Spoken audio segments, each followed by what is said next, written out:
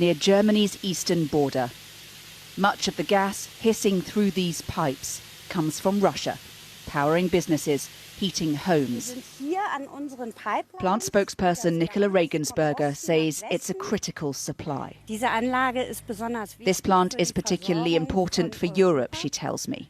The gas reaches millions of households through Germany and further into the European gas network. And all the while it flows in from the west, money heads back the other way. Every single day, Europe pays Russia hundreds of millions of pounds for its oil and gas. In fact, since the invasion began, Germany alone has paid a total of nearly £7.5 billion, effectively financing the war in Ukraine. Everyone agrees that eventually that has to stop. But the question now is how fast and on whose terms? We do have problems if the energy will be cut off or would be cut off. Then we are dead. We can't produce anymore. Above all, Thomas Dreusiker fears a sudden disruption in supply.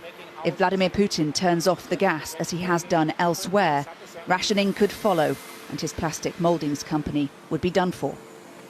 As long as that doesn't happen, he can take the pain of rising energy prices. We were founded in 1929, which was the biggest economic crisis. And we survived World War II and some other crises in the last decades. And I think there will be a life after Putin or after this crisis, 100%. His employees can't afford to be as confident. Just with what is going on, prices of cost of living is getting high, not only energy. Food prices, oil, everything, petrol, the situation getting hard. That's what Germany's government is focused on. It fears a recession if its heavy reliance on Russian gas is reduced too quickly. Yes. Even the climate change envoy agrees. If getting off Russian fossil fuels is so critical, why can't Germany do it faster? Germany is moving as fast as we possibly can to get off fossil fuels. You're seeing that in the phase out of coal. You're seeing that with moving forward on oil, and we're moving as fast as we can on gas.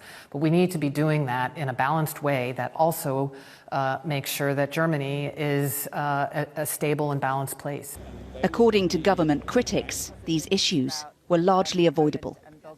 The problem is that Germany is the only industrialized country in the world that is simultaneously phasing out nuclear power and coal power.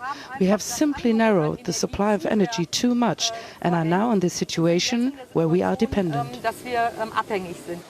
And some are warning that even if Europe could agree on a Russian gas embargo, it might not even work. We need to remind ourselves the Russian central bank still has 300 billion in foreign reserves, a lot of that in the form of gold in the cellar. So this can be spent, which means a short-term impact on the war is relatively unlikely. No good options.